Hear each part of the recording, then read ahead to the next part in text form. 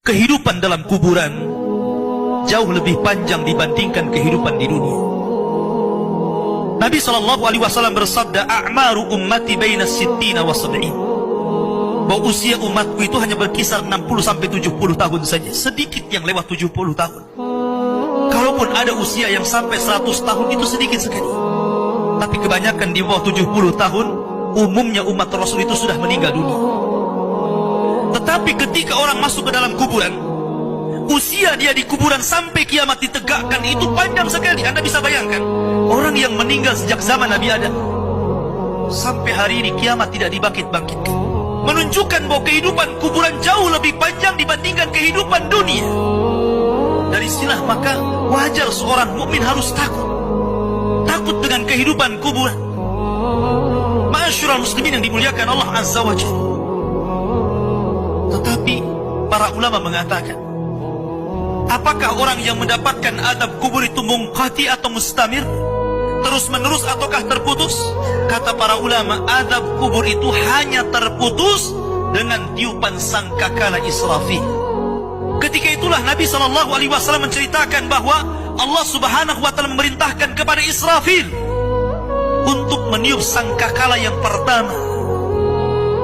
Disinilah adab kubur terputus. Karena ketika itu seluruh orang mati, baik orang yang ada di atas bumi atau yang ada di bawah bumi, baik kalangan jin, baik malaikat, kecuali makhluk-makhluk yang Allah kehendaki saja, semua hancur. Dan Abu Hurairah radhiyallahu anhu menceritakan kehancuran bumi setelah tiupan sangkakala itu adalah 40. Bisa 40 hari, bisa 40 bulan, bisa 40 tahun. Yang jelas Allah hancurkan bumi ini. Allah luapkan lautan ke daratan. Allah jatuhkan bintang. Allah hancurkan gunung sehingga seperti kapas yang dihempas angin.